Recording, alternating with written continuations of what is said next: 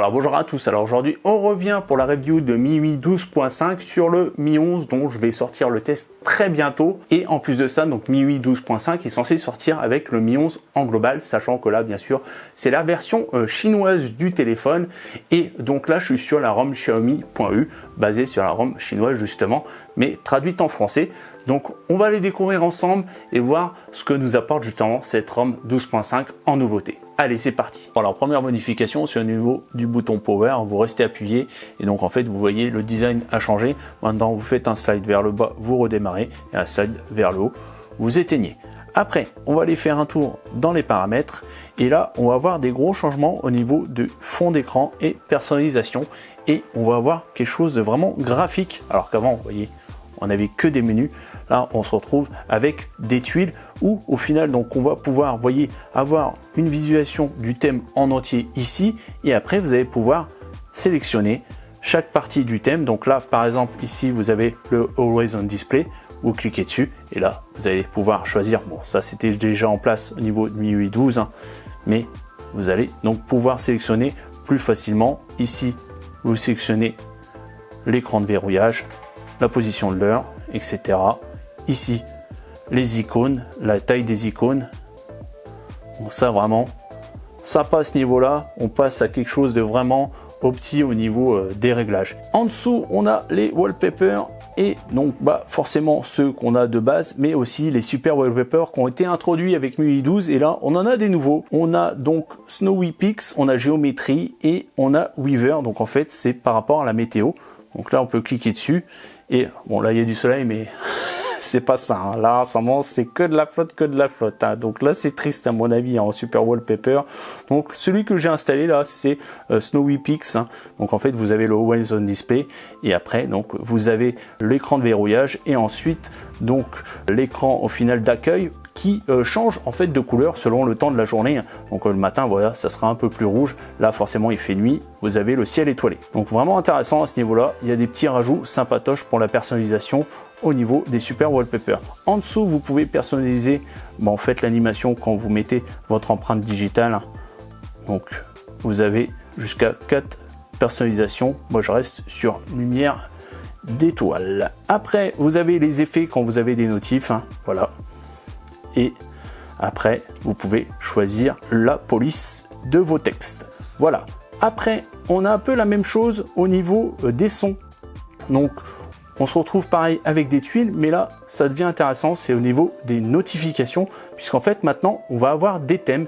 Et donc là vous pouvez voir par exemple on a la forêt tropicale et en fait donc vous pouvez voir, alors je vais rapprocher au niveau du micro pour que vous entendiez. Donc en fait si vous choisissez par exemple ce thème, et en fait les sons vont varier. Donc vous allez pouvoir avoir un capybara, un toucan, un kinkajou, voilà. Donc c'est assez marrant. Vous avez aussi la savane, vous voyez, on a le guépard, on a Bulbul à tête noire, on a le rhinocéros. Donc en fait vous allez pouvoir aussi bien donc choisir des thèmes comme ça ou vous faire un petit peu des medley. Vous allez pouvoir en fait vous faire un mix des différents sons de la nature. Donc ça, je trouve ça vraiment sympa à ce niveau là. Et en plus de ça, vous avez aussi les sonneries. Vous voyez, vous avez les oiseaux lucioles et les gouttelettes comme ça. Et en fait ça change tout le temps à ce niveau là. Donc vraiment intéressant. On a quand même des améliorations pareil même au niveau du son. Donc maintenant on a fini avec les paramètres, on va aller faire un tour dans les notes. Donc là on est dans les paramètres des notes et on va pouvoir activer notes rapides.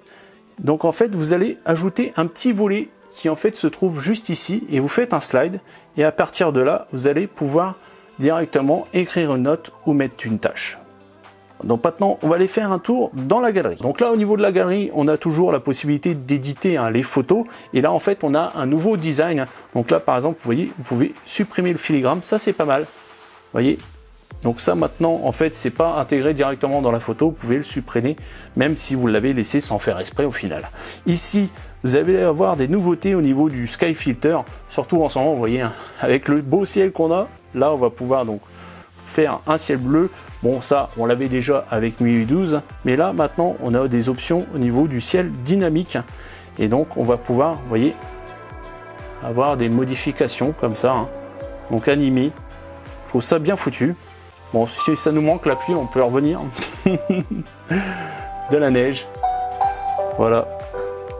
Donc vraiment bien fait à ce niveau-là. Ici, on a la Galaxy. Donc là après, ouais, vous voyez pas très bien forcément. Mais tiens, on va mettre Aurore Boréale. Voilà ce que ça donne. Franchement, on a des très beaux rendus. Et voilà, c'est des options en plus. Hein. Ça vous évite tout simplement de télécharger des applications pour au final modifier vos photos. Vous avez déjà ça de base, hein. Franchement, vous avez de quoi faire. Après, on va aller faire un tour dans l'horloge, puisqu'en fait, on a des modifications au niveau du compte à rebours, par exemple. Hein. Vous allez cliquer dessus et en fait, vous allez avoir le design qui va changer et qui va se transformer en sablier. Et en plus de ça, vous avez le gyroscope qui fonctionne. Donc voilà encore une amélioration au niveau du design. Hein. On va aller voir maintenant la plus grosse amélioration, c'est l'ajout de MIUI+.